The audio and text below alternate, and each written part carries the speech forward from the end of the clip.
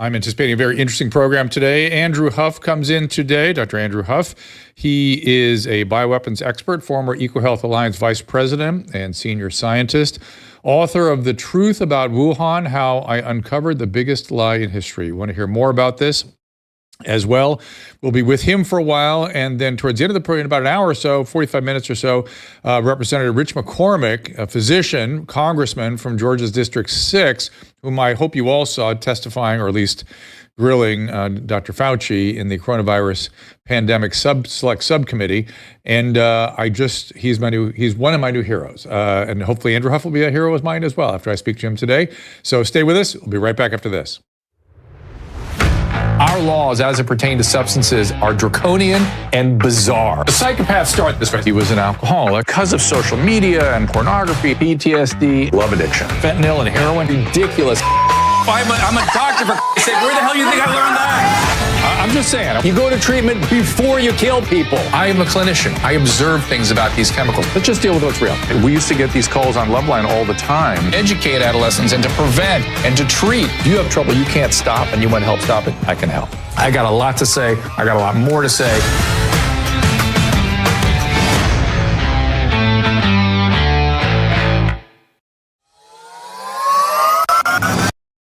Of course, I'm a fan of the healthy aging supplement True Niagen. I've been taking it almost for a decade myself. This supplement boosts NAD, which your cells need to survive properly metabolically, and it goes down as we age. It does so with a nutrient called nicotinamide riboside, or NR, specifically patented form of NR called Niagen. It's the most efficient and trusted NAD booster. NAD can also play a role in reproductive health. Boosting NAD is recommended with prenatal vitamins for women over 30 looking to start a family. Here's Dr. Amy, also known as the Egg Whisperer, a highly influential specialist in this area. That was when I said, this is amazing. I need every single person going through fertility to take it. I not only take it myself, my patients have shared stories. They took it and then they got pregnant naturally. And that's really my goal, is I want people to empower themselves with the tools so that they can get pregnant without my help. True Niagen is an amazing NAD booster. You're going to want to add it to your reproductive health arsenal. And of course, it's in our family of Dr. Drew sponsors. Go to drdrew.com/True Niagen for 20% off your order. That is drdrew.com/True Niagen. Enter Dr. Drew at checkout for 20% off.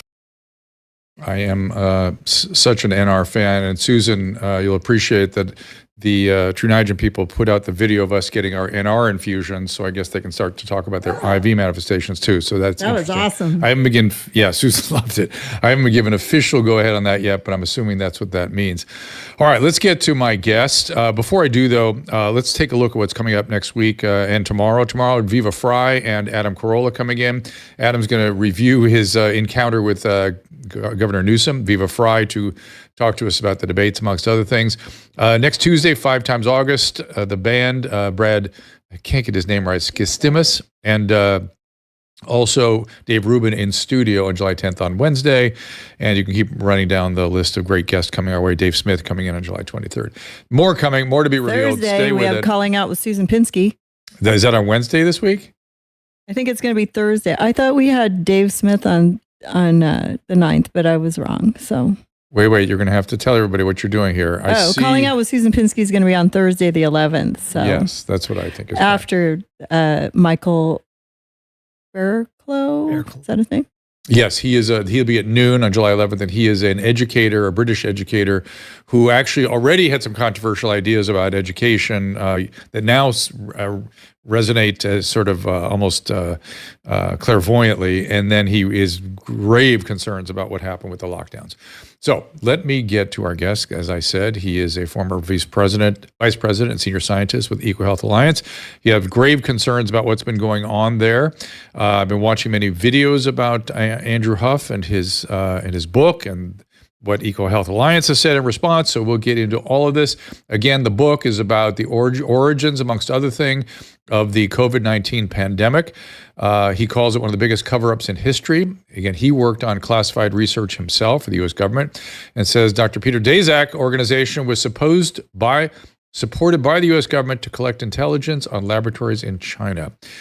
Please welcome Dr. Andrew Huff. Thank you so much for having me. I appreciate you being here. So I've got a bunch of questions I want to sort of mull through, if you don't mind. You must be asked these things all the time, and I apologize if it's been done too many times elsewhere. But just how my brain works, unfortunately. So tell me about your training. I saw you're at epidemiological training. Is that what your PhD is in? It's actually environmental health, the emerging infectious disease specialty track. And within the field of public health, the epidemiology department and environmental health department are very closely tied. Typically, if you end up in environmental health, you take courses through veterinary medicine and human medicine, and not just strictly epidemiology. It's very emerging infectious disease focused. So given that as your training, I have a completely record scratch to completely wasn't expecting to ask this question, but I'm wondering if you feel as I do that all the well, I'm showing you my cards by posing the question that way, but that the bird flu stuff is just again trying to create panic, and if indeed there is human-to-human transmission, somebody screwed with that virus. Do you agree with me on that? Well, let's tackle the first part of your statement and question there. So I do think it is fear porn, so to say. It's very normal for, so first of all, stepping back, influenza is a zoonotic virus. It spreads from birds to dogs to cats to humans sometimes. And the fact that avian flu got into the U.S. cattle population isn't surprising. If you look at how birds migrate and how they travel from the south to the north, typically this time of year, they commingulate in ponds. The virus gets into the water. They share the same food. They're reproducing. So the disease will spread among the different wildlife. So pigeons, ducks. And, if you look at how diseases then, like something like the flu spreads in a cattle barn or a feedlot, the pigeons go roost on top of the cattle, and they eat the leftover corn or everything that the cattle don't eat, and then they defecate and urinate where the cattle are eating, and that's what that's how the cattle get exposed to it. And then once the cows have it, though, to jump from bovines into humans, it's very difficult. I mean, it's a very small probability, and if you look at the illness in the cattle, it's not severe, it's mild, and if they're out conducting biosurveillance on those farms and are identifying infected herds, it's pretty easy to implement strict biosecurity measures to prevent humans to being exposed to sick cattle. In many states, including Michigan, they are culling and they're paying farmers to call their cattle. So I think it's going to be under control. I would argue. I'm going to interrupt you. I would argue that were it not for what we've just been through and the press particularly being addicted to panic porn and government bureaucrats having now been also addicted to the power they can, as you say, cull from the panic porn, in days gone by, we would not even know that there was a virus circulating in cows. Would you agree? The average person wouldn't hear about that. Completely agree. And I don't know if you're familiar with this, Dr. Drew, but there's a platform, or one of the platforms is called ProMed. And it's infectious disease epidemiologists and toxicologists that look for things that are spreading either naturally or maybe caused by humans. And it's a very small niche of scientists and field epidemiologists that study this, that watch it closely. On a typical day, there's 10 different alerts, maybe 20 alerts globally. And people like me pay really close attention to it because we're looking for new novel viruses that are spreading rapidly. And everything else seems pretty benign. I mean, infectious diseases are out there. People get sick. Animals get sick. Of course. They're part of the ecosystem. So there's no reason to freak out about that.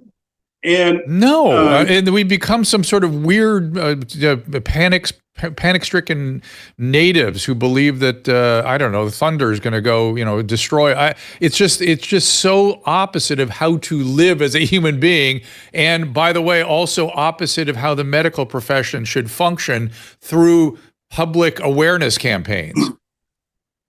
Educating the public through public awareness campaigns is. The research indicates that it's moderately to mildly effective, but the psychology behind that is when people become heightened or alerted to it, and I think this is what you were getting at earlier, their radar's up for it and they're looking for it, and then it becomes this panic fear cycle. Yeah. And back to but your how first about question, how about but it'd be just as legitimate for public health to go, hey, this thing is circulating. We want you to be aware. Here's what you can do to keep yourself safe. And should you get sick, here's what we recommend, and you're going to be fine. I mean, look, as a physician, if I walked into a room and I had a very sick patient and I stood at the end of the bed and went, oh my God, oh my God, oh my God. What are we going to do for this guy? You think the family and everybody, how about the nurses? You think everybody's going to feel good about me doing that? It's the opposite of how we should conduct ourselves. Oh, absolutely. I couldn't agree more.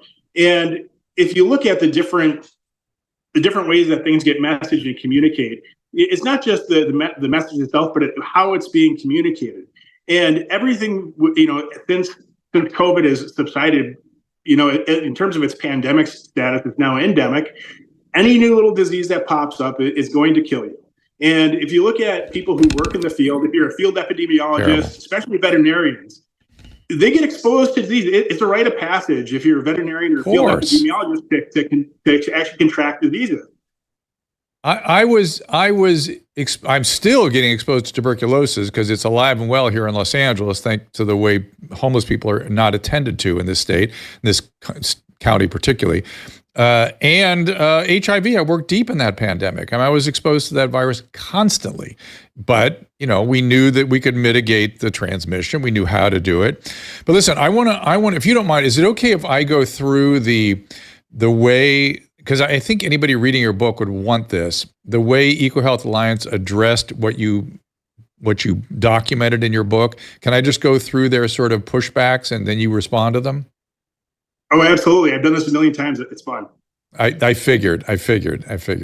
So let's see. Mr. Huff alleges EcoHealth Alliance was engaged in gain-of-function research. Now, I know people are playing games with what we even mean by gain-of-function. So go ahead and respond to that. They're saying it didn't happen. Sure. So I attended Dr. Peter Daszak's hearing in the House at the COVID Select Committee. I also attended Anthony Fauci's hearing. And I don't believe I went to Dr. Morin's hearing.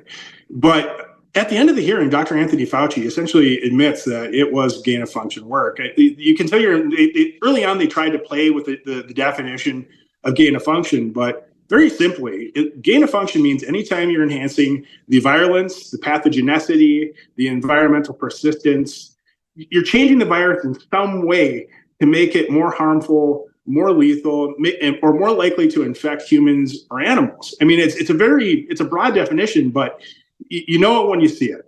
And EcoHealth Alliance was very clearly engaged in gain-of-function research. And when I worked at EcoHealth Alliance, we discussed the gain-of-function research, and we discussed other types of gain-of-function research that we are interested in conducting.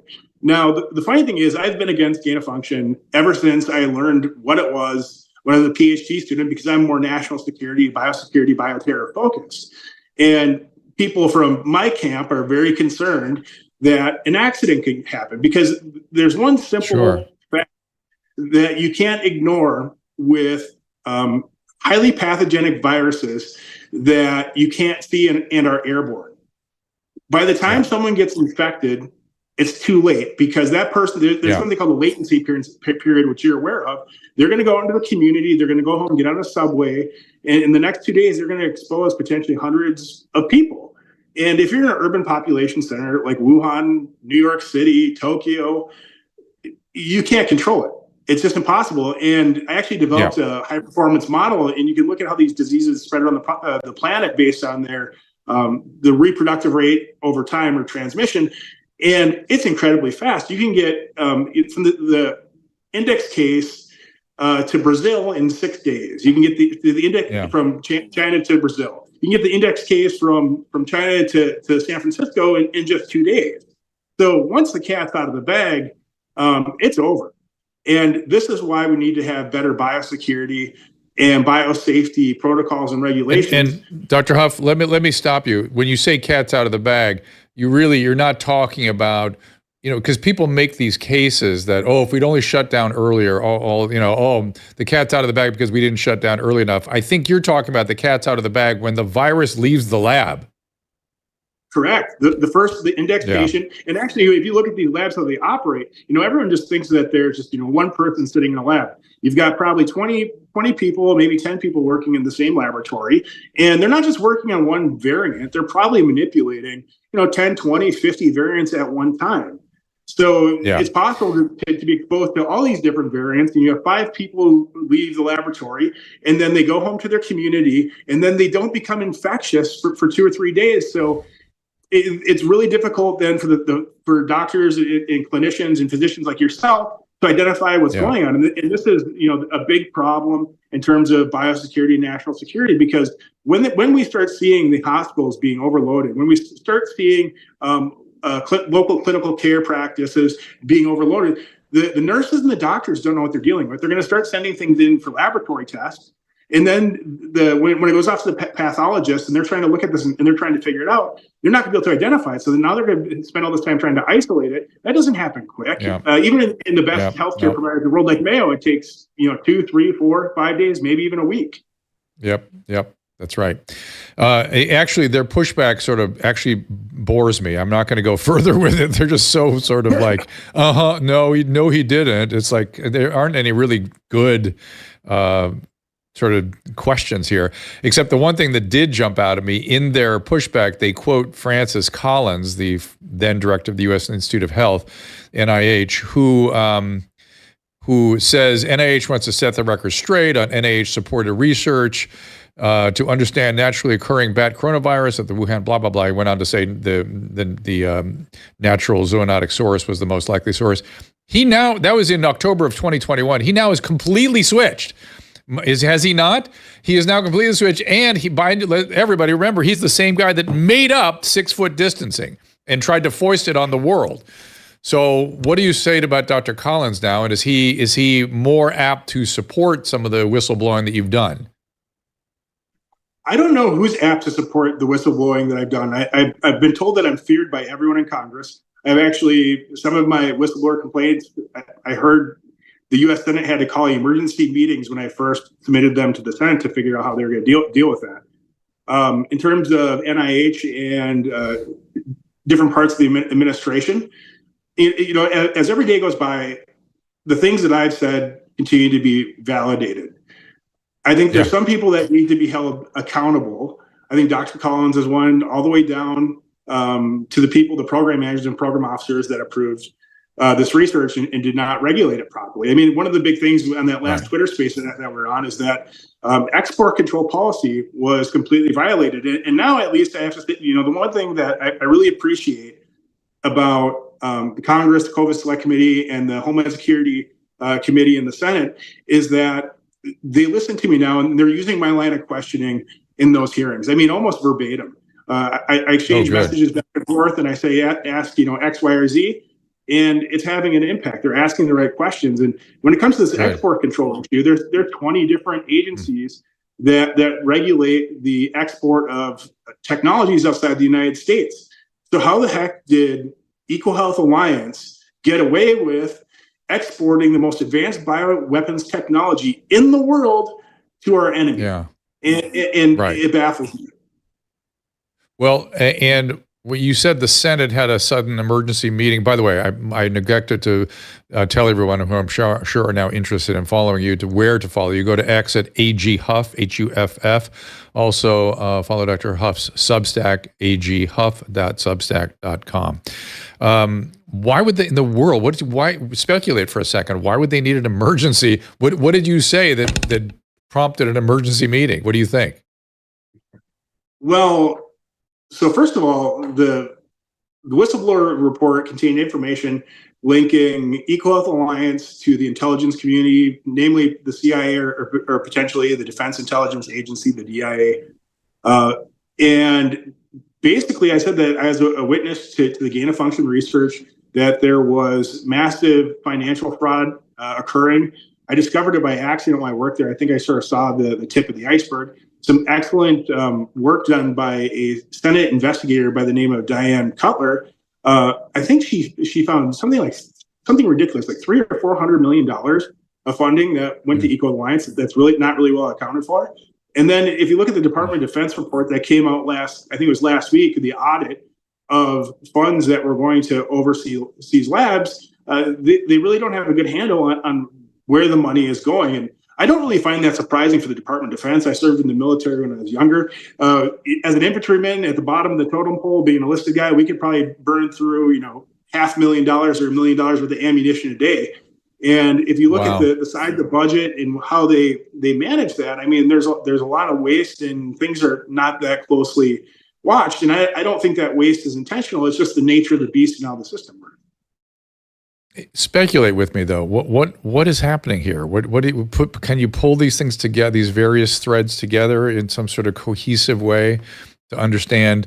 I mean, you said you're baffled by why we would share our most important technologies in terms of biological weapon technology with the Chinese, but I'm sitting here trying to figure things out too, and as you said, it smells like the Defense Department in there. It smells like intelligence, but what and why? I mean, it's almost like you can't tell who the good guys are and who the bad guys are. Well, it clicked for me in, I want to say 2020 or 2021, and so in late 2015, Dr. Peter Daszak approached me after work as we were leaving. It was around the holiday season. And he came up to me in the vestibule and he said, "Hey, Andrew, do you mind if I ask you a question?" And I said, "Sure, Peter, go ahead. It's my boss. We're on good terms." And he goes, "Well, someone from the CIA approached me. They're interested in the places we're working, the people we're working with, and the data we're collecting." And he specifically referenced China. I was shocked that he was asking me this question because I came out of the top secret world. I had a Q clearance, which is the highest clearance you can get in the government. And, typically you don't have these conversations outside of a SCIF. I presume that Dr. Peter Daszak at the time, I didn't know whether or not he was an American, but he had a British accent. How did Dr. Daszak know if somebody was actually from the CIA or not? I mean, in that world, in the spy world, you might get approached by somebody and they might claim to be the CIA and get you to believe them, but it could actually be a foreign agent. So thinking quickly, I said, "Peter, it never hurts to talk to them. There could be money in it." And he said, "Very well." And we went down the elevator. We made small talk. I walked him back to his car, his vehicle, about a block away from the office. And I walked 10 blocks north to my apartment or condo. And when I got home, I told my wife about that.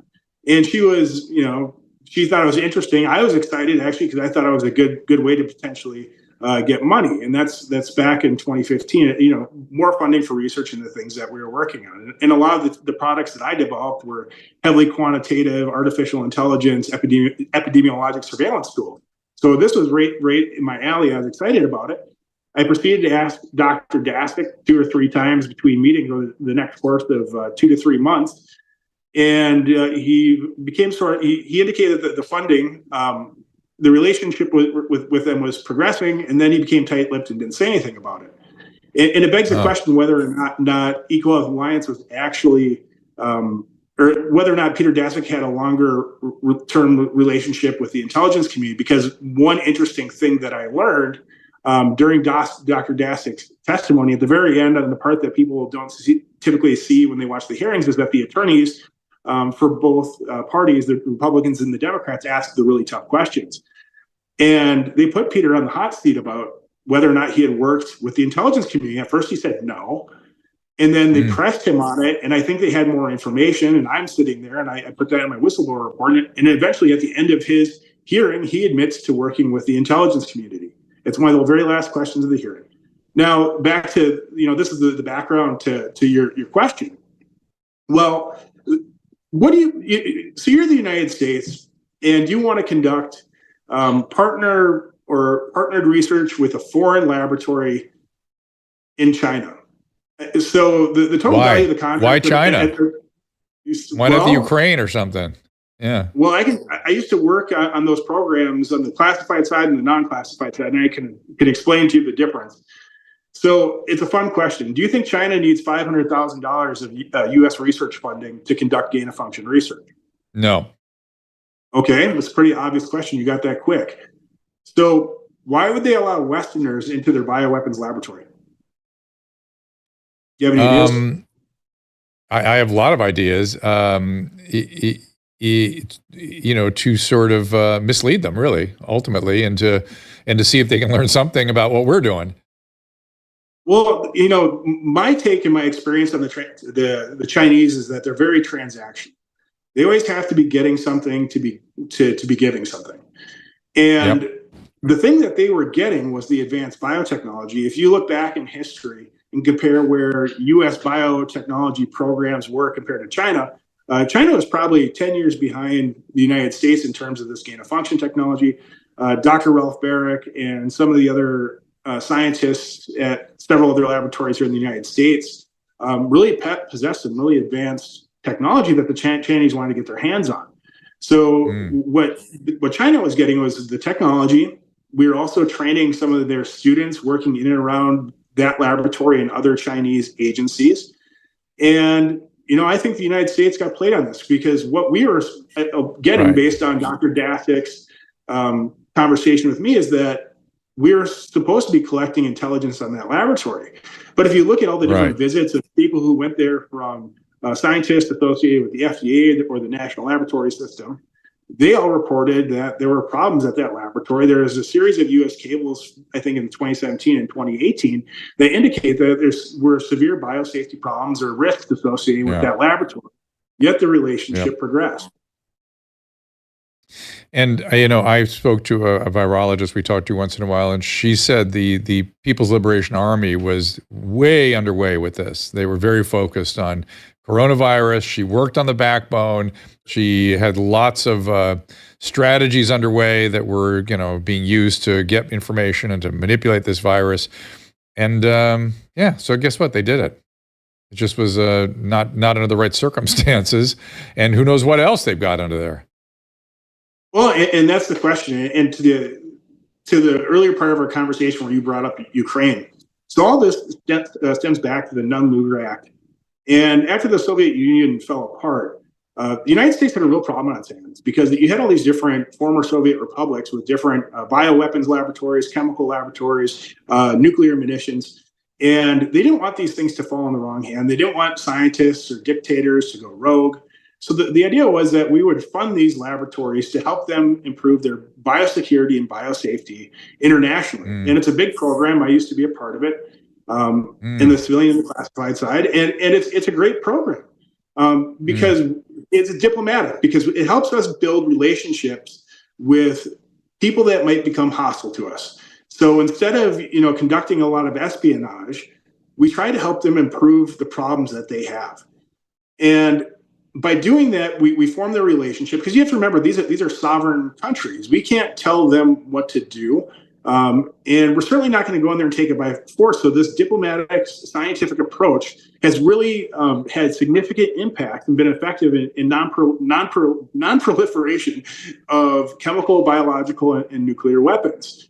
Now, the problem is that with the laboratory in China is that we are actually transferring this advanced biotechnology to the Chinese. And as far as I'm aware, EcoHealth Alliance is the only organization in the United States engaged in this type of activity, where it was the transfer of this technology outside of the United States to a known enemy or perceived enemy of the United States.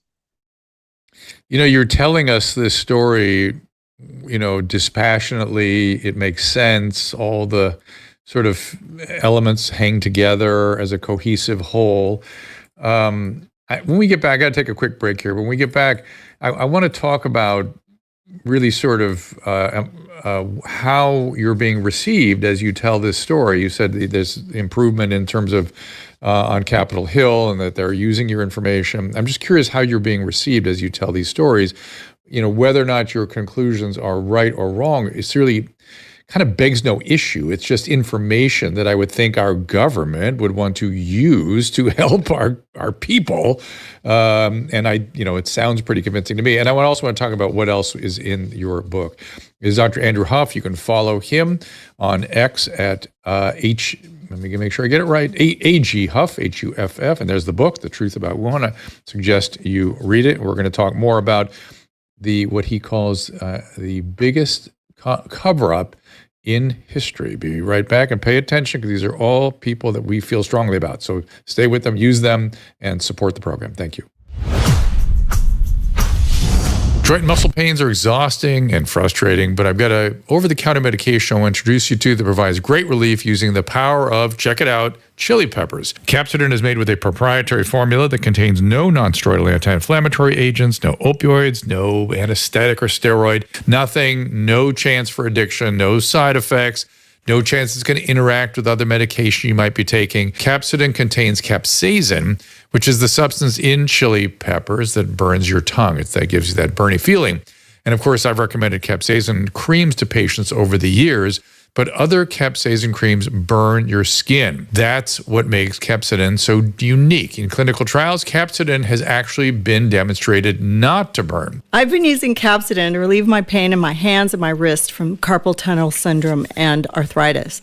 The results have been amazing. I use it every day during my show, and I highly recommend it. Get the pain relief you need from various sources, even backache, sprains, bruises even. Order now at capsidin.com/Drew to get a 15% discount plus free shipping.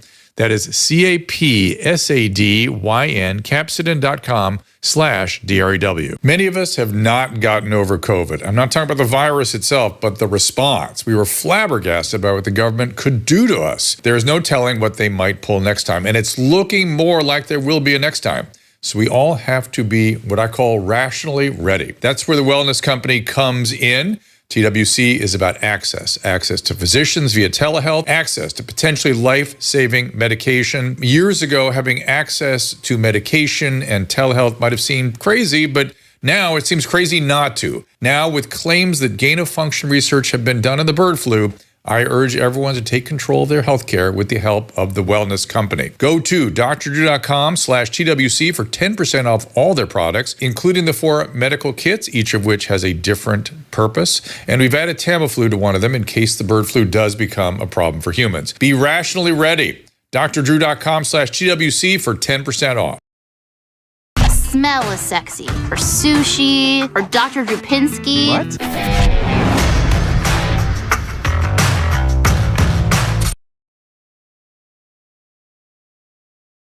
Friends at Paleo Valley, do not forget them. You're going to see a video tomorrow where I use this on a plane, because the entree choices in the plane were not nearly as good as this, and not nearly as filling, and not nearly as nutritious. They just pack so much protein and nutrients into every one of these sticks, and the flavors are, there's buffalo chicken, I love the venison, and of course we use the bone broth every single day. Let's try. Susan has it right now over there in her car. Oh, this is vanilla flavor. It comes also unflavored, and it's great in smoothies as well. But we have a really interesting new client here, Lumen. It's the first handheld metabolic coach. It's a device that measures your metabolism through your breath and then shows it to you on an app, lets you know what you're burning, fat or carbohydrates, then provide some tailored guidance to improve your nutrition, workout, sleep, even stress management. All you do is breathe into the Lumen first thing in the morning, and you'll know exactly what's going on with your metabolism. As I said, burning mostly fats or carbs. Then Lumen gives you that personalized nutrition plan for that day based on your measurements. It can also track your cycles as well as the onset of menopause and adjust your recommendations to keep your metabolism healthy through these hormonal shifts. So you can keep your energy up, stave off cravings. Take the next step in improving your health. Go to lumen.me/Dr. Drew. That's lumen.me/DRDREW, no dot, DRDREW, to get 15% off your Lumen. lumn.me/DRDREW for 15% off your purchase. I use it almost every morning, and you can really kind of know where you're at. I'm trying to stay with the fat metabolism, and it's Tells really you if you're going to have menopause. No, I don't use that part of it. I That's use it's crazy. really simple. You breathe Maybe for you're gonna have 10 seconds menopause. into this thing.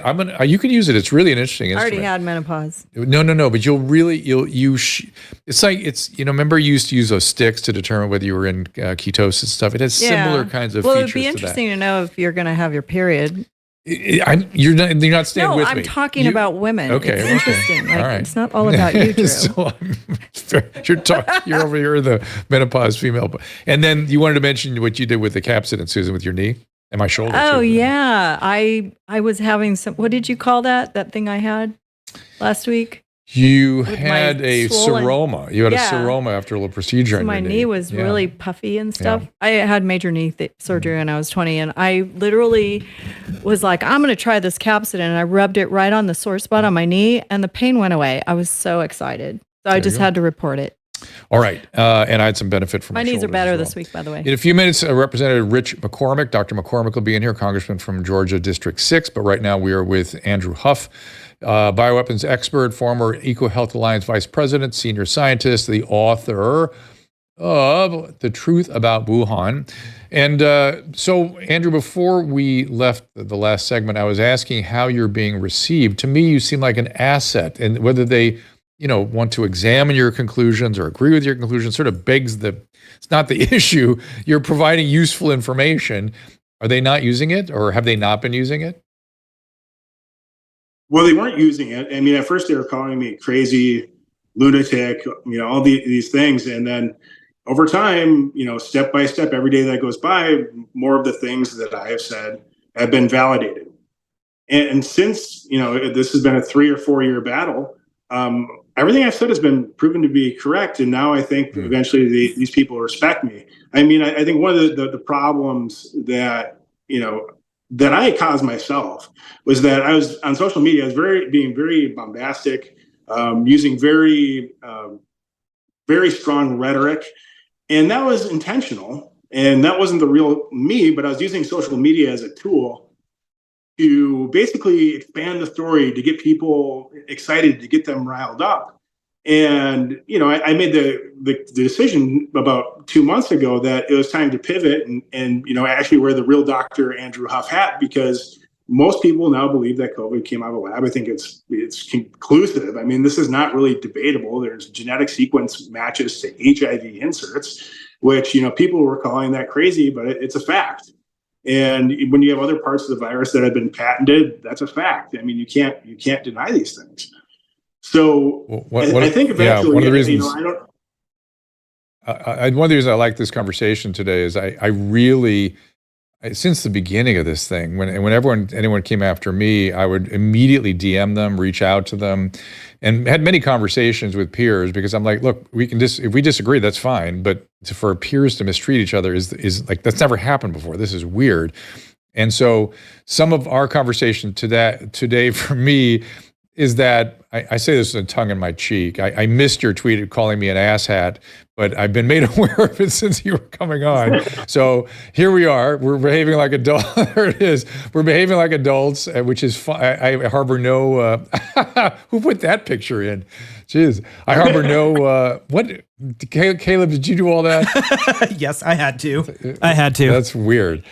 But anyway, I harbor no residual negative feelings about it, and then you've explained what you were up to at that point. But I have not gotten over the way our government officials treated us, and I'm wondering if you have any continued feelings about that. And what's the solution? And what's the remedy? Is it just we have to wait till the truth comes fully out, and by then everyone's going to go okay, and no sort of, I just want something to be put in place at least so this doesn't happen again.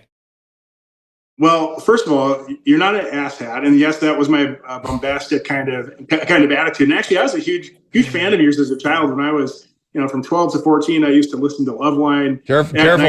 When you say you were a child, when you say you were a child when you were listening, you're back into the insult zone again. Be careful. No, come on. We're all getting older, and because of COVID, my hair is either falling out or getting gray from this fight. So it happens. Oh yes.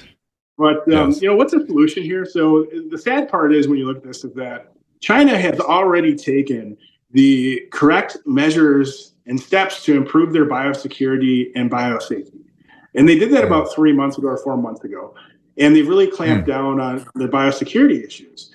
Now, in the United States, because different factions, Republicans, Democrats, and the pharmaceutical industry, you could probably name a dozen different groups, decided to publicize this because of the huge financial liability and the huge fallout from this. The truth has been out there for 3 years. So, I mean, how long will it take to get to the mainstream so that everyone understands what really happened? I don't know. I mean, I think we're getting closer every day.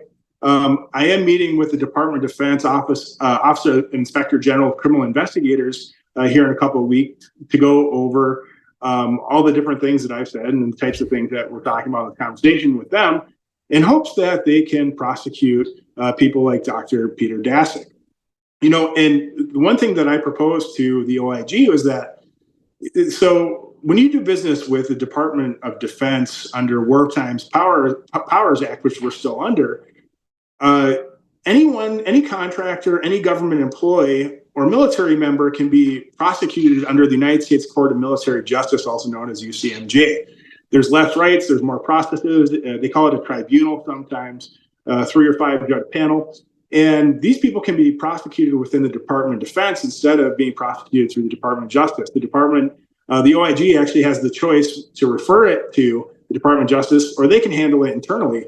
And I've been recommending very heavily that the Department of Defense handle this, because they have access to all the information. They are a part of it. Obviously, not everybody is a bad apple. Not everyone in the government was out to harm people. But the first thing is you need to hold the bad actors accountable.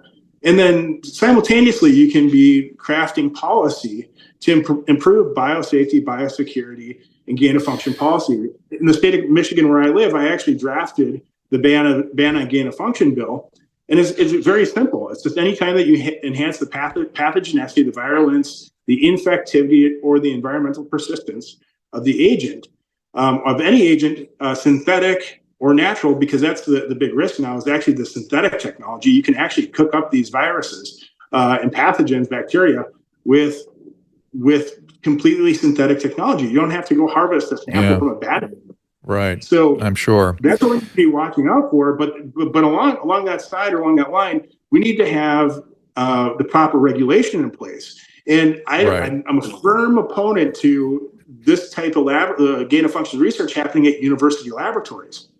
I know it's a big moneymaker, but it should only be in U.S. government laboratories, either through the Department of Energy. Maybe NIH should have their gain of function laboratories moved over to one of the other agencies, because they have a track record of not being able to manage this properly. But the Department of Defense and actually DHS, the NBEF Center in Kansas, have a pretty good track record.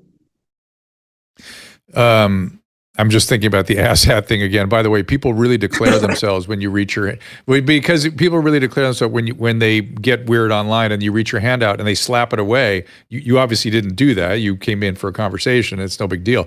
But that to me, people that professional, our colleagues that then stay in that weird altered state, that's inexcusable to me at that point. But back to Peter Daszak and his coming to Jesus. There's his type, right? There's what he was doing, but there's also people in government positions of power who, when presented with an unclear situation and had the opportunity to protect our civil liberties and navigate the complexities of the pandemic, they did the opposite. They went into full totalitarian mode. And that's what people are having trouble getting over. Those individuals who declared themselves, that's why I brought up the asshat thing again, they declared themselves by showing who they are as, power-hungry dictators when the opportunity presents itself. I, by the way, spoke during the whole mess, during the panic, to governors who were like, this is not my job. I don't want to do this. I don't want to mandate people to wear masks. They should wear masks if they think it's the right thing to do for them. But for me as a governor to go in and do that doesn't make any sense at all. And it runs contrary to the oath I've taken. And yet others jumped at the opportunity. That needs to be stopped too. Do you not agree? Well, I completely agree. And if you look at so there's something called the National Pandemic Preparedness Plan, and there's multiple versions of it. Which they threw out the window. They completely threw it away. They did away with it. I assisted with different modeling aspects of those plans. So the 6-foot social distancing thing was something that we tested, and it didn't have much effect.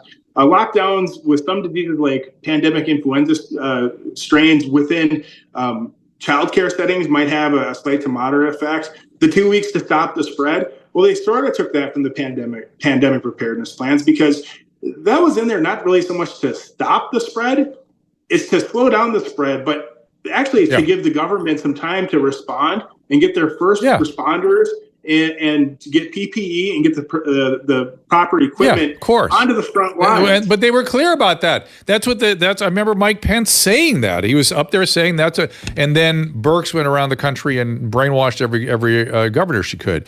And listen, man, whenever you have a physician, physicians evangelizing, you get bad outcomes. I'm just telling you, everybody learn that from this pandemic. When a physician says, you got to do it, only I have the special insight, you have to do these extreme things the way I'm telling you to, run the other way. Put that person in prison or something. Absolutely. They're dangerous. And here's the other thing, though, that you have to realize, and which is critical to this. So they didn't jump. If you look at the history of how this disease started spreading, so the disease likely started spreading the last week of August or the first week of September. That's based on satellite imagery intelligence, the fact that the Chinese started panic buying laboratory containment equipment.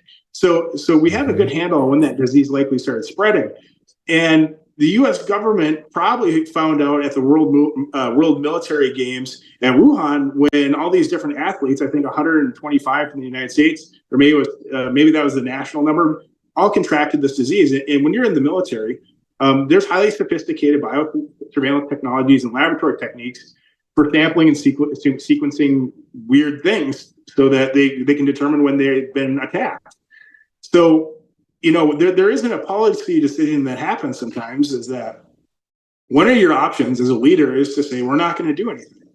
And we're going to see if this disease burns out, because actually most infectious disease outbreaks don't go on to become epidemics or pandemics. Right. So you can can buy some time and you can sit on it. And they did that. And that's a policy decision. I don't necessarily have a problem with it. What I do have a problem is that they then stoke the fear and panic, which I fell for initially.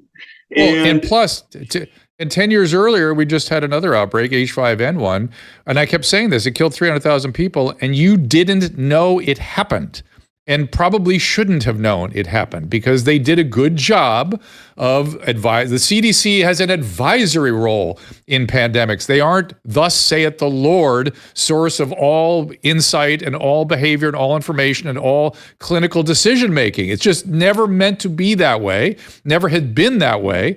And all of a sudden, it was just the craziest thing. And certainly that's not in the pandemic preparedness plan, but there we go. So listen, I have to... I'll let you give last thoughts, but I got to wrap this up. And you have become one of my heroes now, Andrew, so that's good news. But I've got another hero coming in here just a second. So go ahead, finish up. So first of all, why I called you an asshat, I remember now. You canceled the interview on me, and your team didn't respond to me after you canceled the interview on me last night. I was a little peeved. So that's why I called you. Well, then, no, listen. So listen, and so you deserve an apology. I did not know about that, and we apologize. And I don't know I'll look into it and what motivated it, and we'll gladly anytime have you back. You let me know, okay? I believe we had a different person doing the booking back then. I believe so, just to let Emily off the hook. I don't think it was Emily doing the booking at the time. Okay. All right. Fair enough. Well, I'm sure there's a good reason, because it's not like anybody in this organization do something like that. But I don't know. But probably you. Was it me? Maybe. But be that as it may, you have been. I'm the asshat. You have been a treasure today, and I will gladly have you back anytime. I love that word, asshat. I use it all the time. I do too. That is douche canoe. But I want to give you a last word. So go ahead, Andrew. Give me some last thoughts. Well, this is a problem that our country can easily solve. We have better days ahead. We just have to unite and realize that infectious diseases are not political. They affect everybody, Democrats, Republicans alike. It doesn't matter what your race or creed is. The only way that we're going to solve this problem is by uniting and making effective policy and funding that policy so that this never happens again. Andrew Huff, everybody follow him on Twitter, on X, AG Huff, Huff, Substack, AG Huff, and I do hope you will come back. I got a million more questions, and we'll get into the weeds after I read your book even a little bit further, okay? Sounds good. Thank you. Fair enough. And Dr. Andrew Huff, everybody. Now, I am delighted to bring Representative Rich McCormick. He's a physician. There's no doubt everyone, you all saw him. I'm going to show you some of the tape of him interviewing Dr. Fauci. And he was saying things, I mean, he I feel like he's clairvoyant because my feelings and words were coming out of his mouth, and I know I'm not the only physician that felt that way. So please welcome from a congressman from Georgia's District 6, Dr. Rich McCormick. Dr. McCormick, thank you so much for being here. Hey, good to be with you. Thanks so much.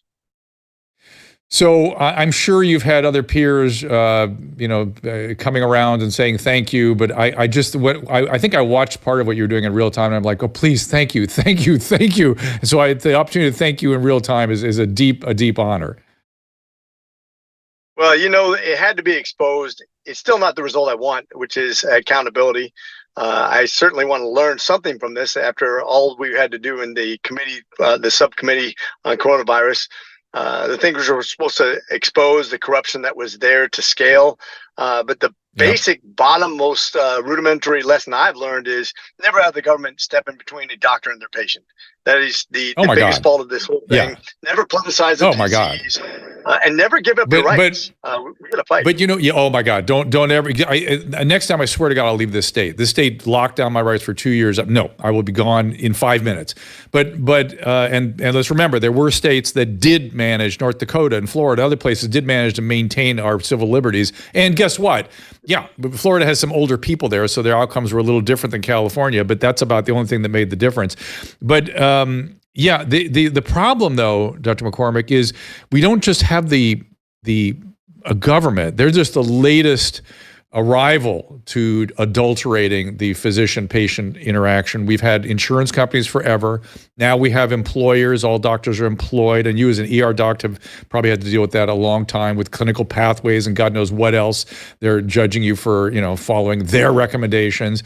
We have regulators. We have state medical societies. We have professional societies.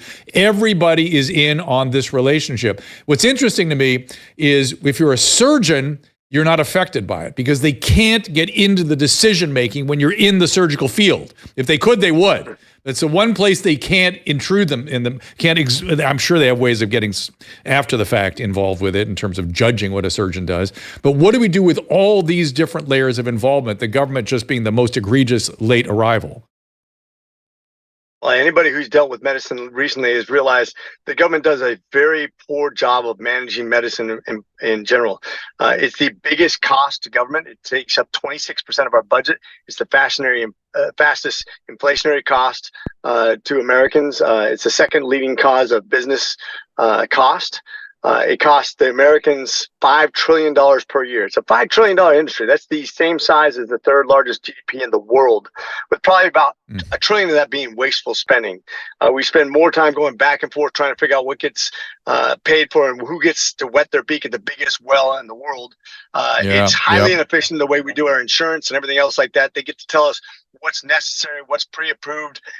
We don't have good regulation. We have Becerris, the Secretary of Health and Human Services, appointed by Biden, who has lost 4 Supreme Court rulings, and he's a lawyer.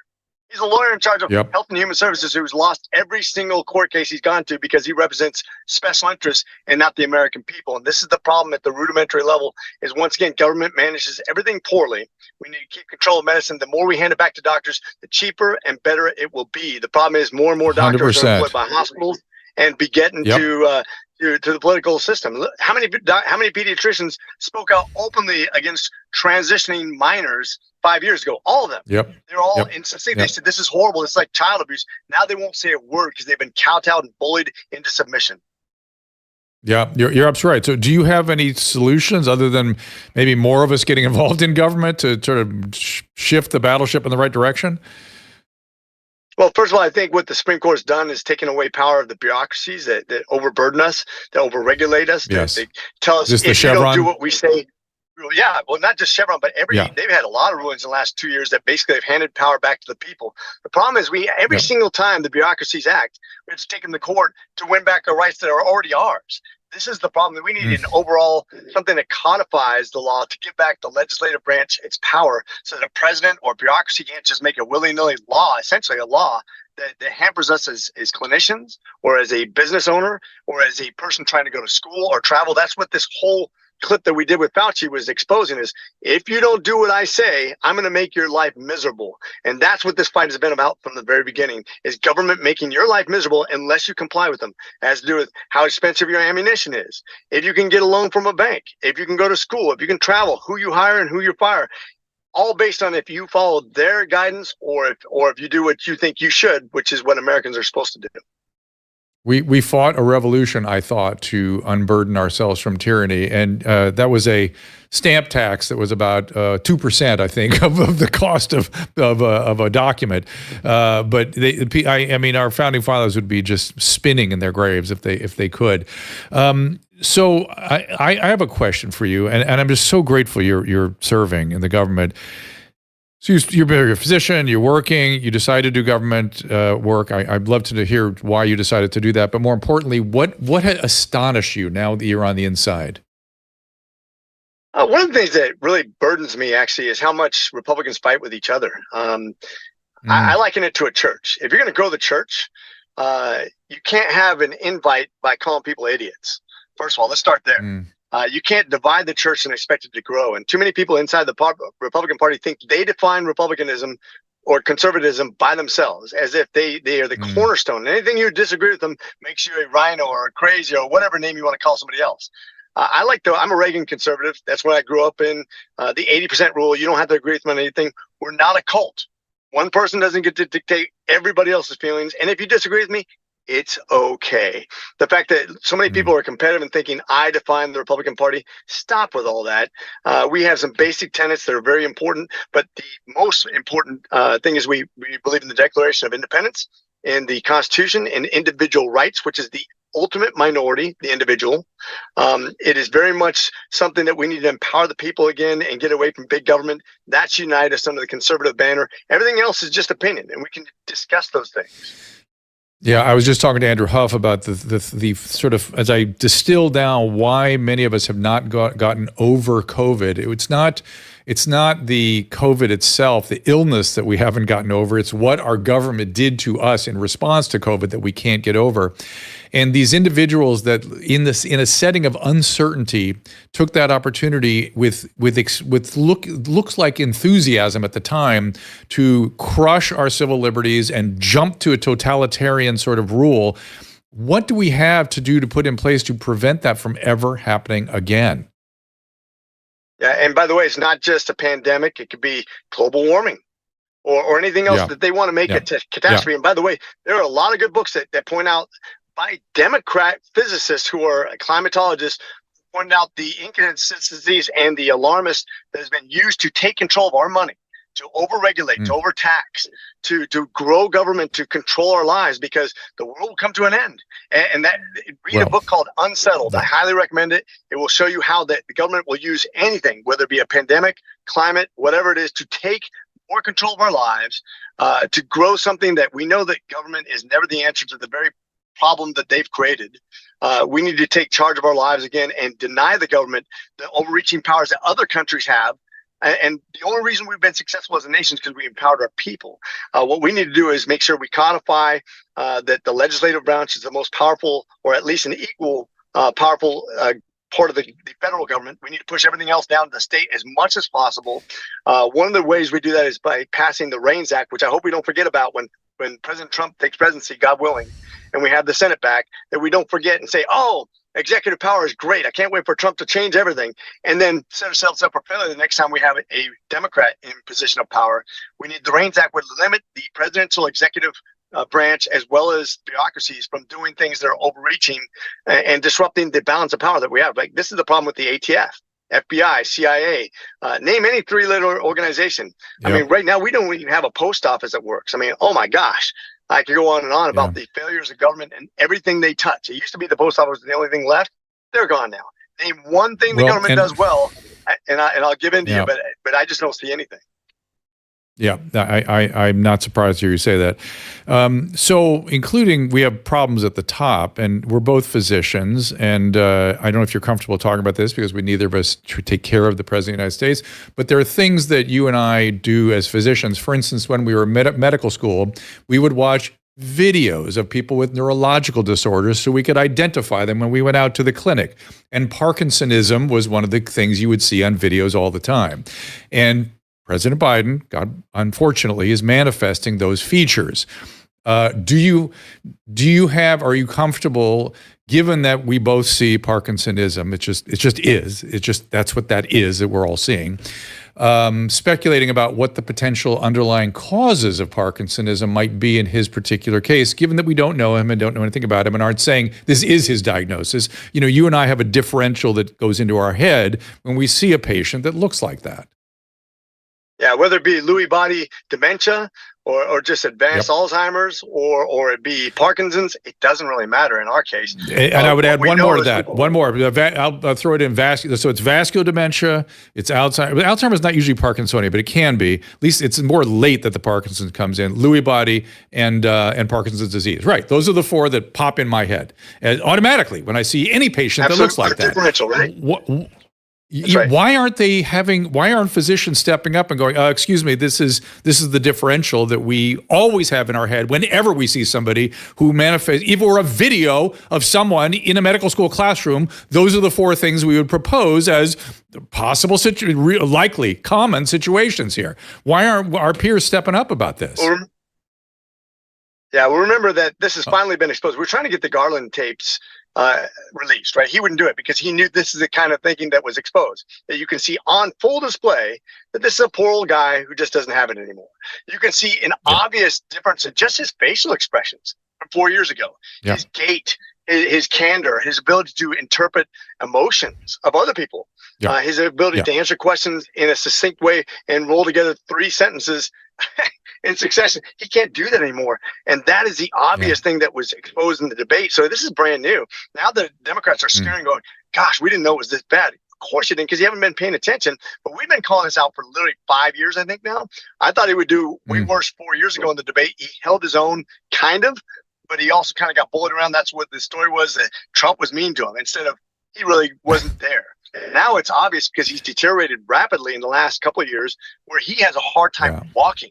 Like not even up or downstairs, not even riding a bike, but literally just finding his way off of a stage. He looks like a Roomba, right? He's kind of figuring out which way do I go, and he kind of bumping into the wall and turn around and go the other way. You have people grab him by the arm constantly, whether it be Secret Service, Jill, Obama, it doesn't matter. Anybody on stage with him has to show him where to go now.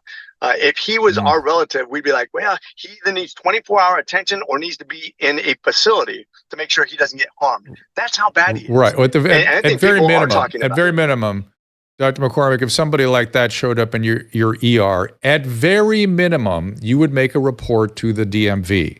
You need to take the car keys away because somebody will be killed, he will be killed, something horrible will happen. And the car keys are unfortunately driving the country right now.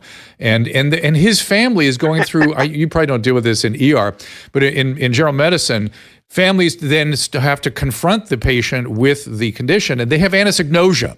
They have a block. They don't get insight. They can't see what's happening to them. And so they fight. They're aggressive. They don't want to give up the car keys. They don't want to go in anywhere.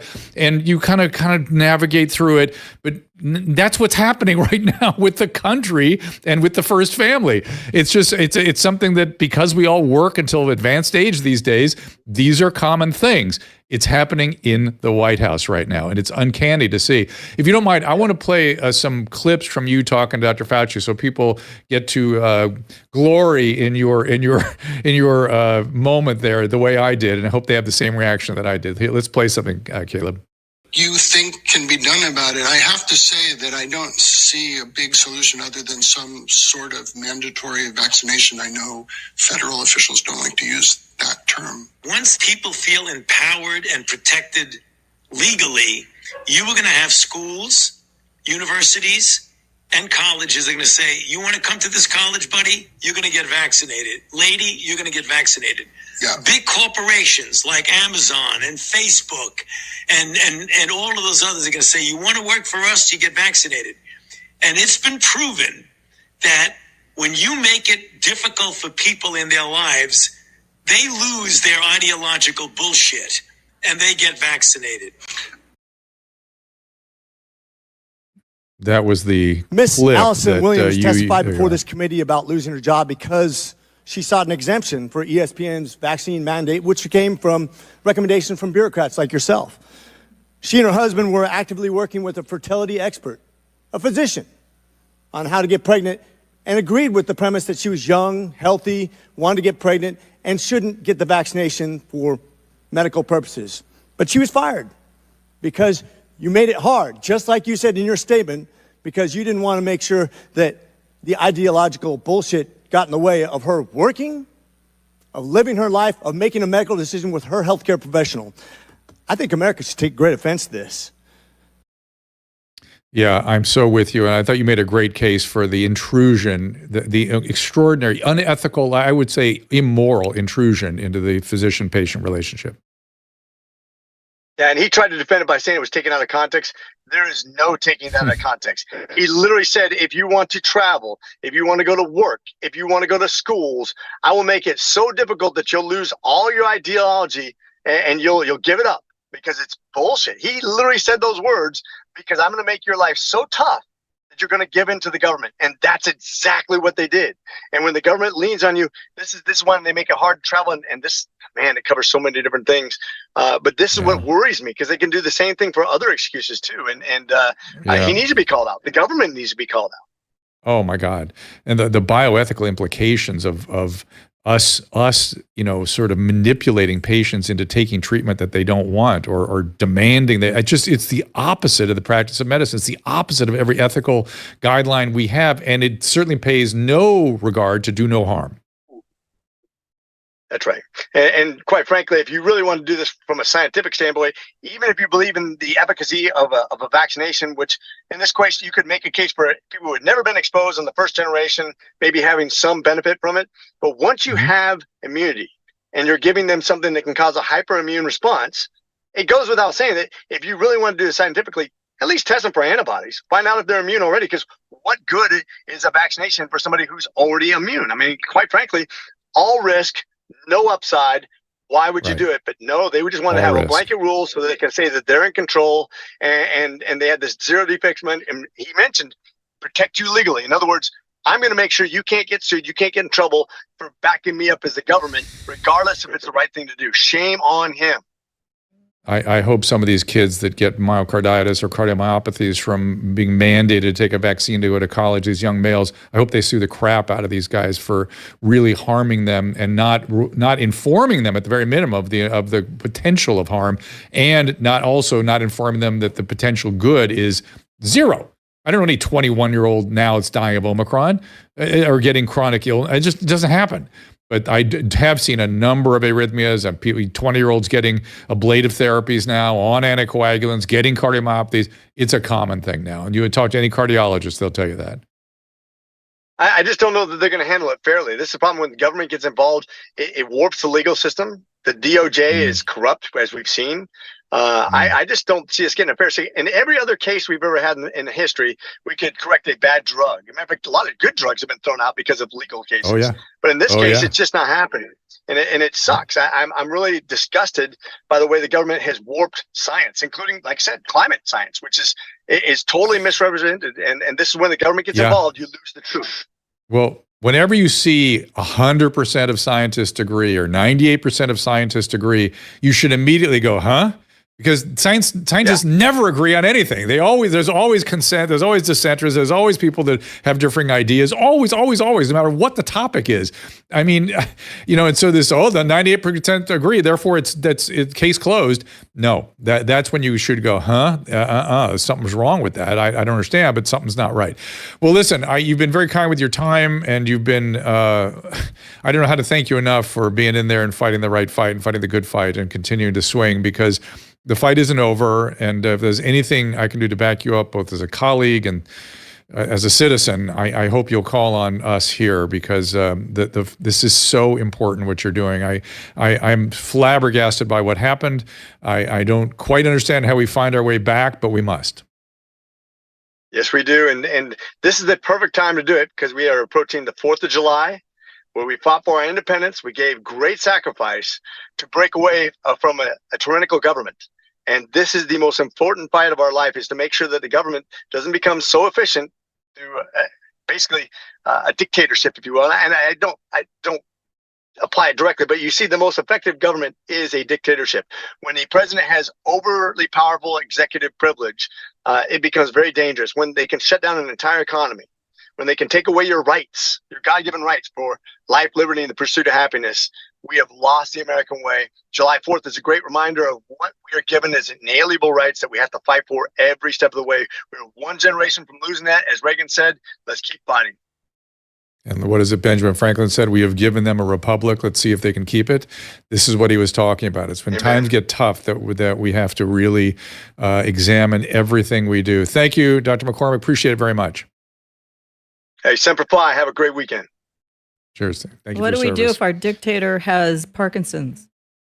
Well, I mean, you heard he had the exact same thoughts in his head that I did, that there's Parkinson. There's certain things that you can do, you can say by watching a video of any human being, and doctors can go, oh, that's a maculopapular eruption. Oh, that's somebody with Parkinsonian. Oh, that's akathisia. Oh, that's dystonia. They're just things that just you can see across the room, and therefore you can see on a video.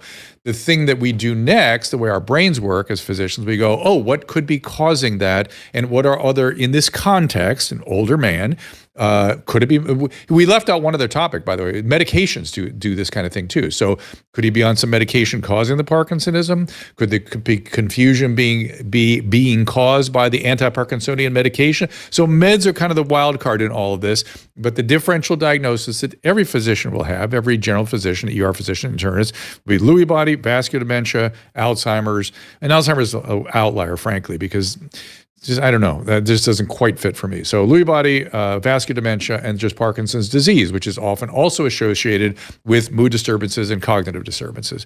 That's it, period. That's what we think about when we see these things. And why that conversation is not getting into the public is kind of weird, but okay. And what you see with Jean-Pierre today, Corinne Jean-Pierre saying, somebody asked her directly, does he have dementia? And he said, no, he does not. And then the next question should be, well, so he has Parkinson's disease, correct? And so if she says no, then you're like, okay, now you're lying. Because we can see it. We can see the gait problem. We can see the mask-like faces. We can see the more motoric slowing. We see it. That's just what that is. And so, we got to figure this out. Whether or not he can, continue to operate a government or something, I have no opinion about it, frankly. I just want to be able to talk honestly about what's going on here. And the fact that everyone is gaslighting so profoundly, both in the press and from the government, that's the part that bothers me. That is a disgusting quality that needs to be addressed. And I hope when the truth does sort of emerge, that people will call people on what they have been doing. Susan, you seem to be leaning in to say something. I don't know. It kind of reminds me of like Fidel Castro. well, because you're talking about totalitarian governments that control information and control your consciousness, control what you can show her. You can show her camera, Caleb. She's good now. She's all made up. Let me find my she's button. made up. You don't She's have ready to go. to. No, I'd like to see her. So no, I just worry about who's running the government and how much more of a totalitarian government we're going to be in the middle of. When Fidel Castro was sick with his bowel problem and probably was colon cancer, they minimized all that. He's fine. He's perfect. Never been healthier. This is what governments do when they want control. Is his wife running the country? Listen, we had this once before in the early part of the 20th century with Woodrow Wilson. Would you want me running the country? No comment. We had Woodrow Wilson. Having a massive stroke. Having a massive stroke, and his wife was running the government for a while. She probably had some colleagues in there sort of helping her, but that's what happened back in the early part of the 20th century, at the end of the First World War. Okay, so that was fun. I hope you guys all learned something. I'm looking at the rants here. Government can get too lean and people get hurt. What does that mean, Hawk guy? Carrie Pace says, I remember Wilson. No, you don't remember them. That was 110 years ago. I'm kind of bummed out because I can see 2,000 people over on X. Hi, everybody on X. But I can't see them on the Restream today for some reason. There's lots of action on the Restream. Maybe you guys can tell her there's lots of Twitch and YouTube going on. Well, I see YouTube, I see Twitch, but I don't see X today, but I can see it on my phone. But Okay. if you're over there on X, I'm Excellent. sorry. We I will can't be see listen. Just a quick gratitude sort of inventory is we love doing the show. It's been this sort of thing that happened organically during COVID. We were just trying to help get the truth out there as much as we could. We are still maintaining that same philosophy in what we're doing here. We are trying to book guests and create topics that you all seem to be interested in. We appreciate you coming and watching the show. We appreciate you listening. If you have suggestions, contact at drdrew.com. And we are extremely grateful to have the people that support the show, that support us, whether it's Paleo Valley and True Niagen. Oh, we didn't mention Cozy Earth today. Cozy Earth is opening a new store in Newport Beach, we noticed. And we had a whole conversation, Susan and I, about how lucky we were to have their products. And Mike Lindell and those guys. We are very, very grateful for people that support this show so we can keep doing it. And I don't know what to say except that we're just grateful. So somebody said my hair looks good. Thank you, the American Dreamer. I just had it blown out. Show her again. We can show Susan again. People can appreciate that. Even though she may not be able to run the United States of America, she can run this show and help create this show and look good on camera. Could you imagine if something happened to you and you're the president of the United States? I would die. You know what? You would have the good sense to gather people together and not do what you're worried is happening. Everybody thinks they're doing that, and look what they did when Biden came into office. They tore down the wall. It's not like they hired the right people. Well, that's an interesting. You're sort of tilting at who's running the government, which I don't know. I am not political at all. I could never be the president's wife. By the way, I'll just let you guys know. And we are moderates. I talk to dead people. We are moderates, and we haven't declared anybody. We've been helping RFK Jr. and their campaign because I just love that he's stirring things up. I love some of the things he stands for, and I'm happy to support him along the way here. And I'm so grateful he's in this race. Tomorrow, Viva Fry and Adam Carolla is going to come in and talk about his interaction with Gavin Newsom and Chris Cuomo, which many of you haven't seen yet. And we might have Barnes in here with Viva. Dave Rubin coming in studio on Wednesday. Michael Farraclough at noontime. That's on July 11th. He is a British educator. Zach Voorhees, Dave Smith coming in. Just lots and lots of things coming your way. And we will, again, try to continue to create things that you feel that seem interesting to you. And we get great guests. And thank you, Emily Barsh, for getting access to these wonderful guests. Yeah, she does a great job. We love her. Caleb, thank you for all you do for the production. She's going to help me get guests on my show, which will be Thursday at 3 o'clock. A week from Calling Thursday. Out with Susan Pinsky. A week from Thursday. I need a plug. I sit here every day. I have to get my plug in. Wait, Susan. This Thursday? Next Thursday. A week from Thursday. Yeah, so the 11th of July, not the 4th of July. I'm going to be free on the 4th of July. Excellent. You're going to be celebrating freedom by being free. Yeah. We'll be down in Orange County, so look for us there. We appreciate it. We'll be in tomorrow, though. Let me specifically talk about, as I said, Viva Fry, Adam Carolla. Should be another great show. We appreciate you being here. We'll see you then, 3 o'clock Pacific time. I'm not a lizard. Ask Dr. Drew is produced by Caleb Nation and Susan Pinsky. As a reminder, the discussions here are not a substitute for medical care, diagnosis, or treatment. This show is intended for educational and informational purposes only. I am a licensed physician, but I am not a replacement for your personal doctor, and I am not practicing medicine here. Always remember that our understanding of medicine and science is constantly evolving. Though my opinion is based on the information that is available to me today, some of the contents of this show could be outdated in the future. Be sure to check with trusted resources in case any of the information has been updated since this was published. If you or someone you know is in immediate danger, don't call me, call 911. If you're feeling hopeless or suicidal, call the National Suicide Prevention Lifeline at 800-273-8255. You can find more of my recommended organizations and helpful resources at drdrew.com/help.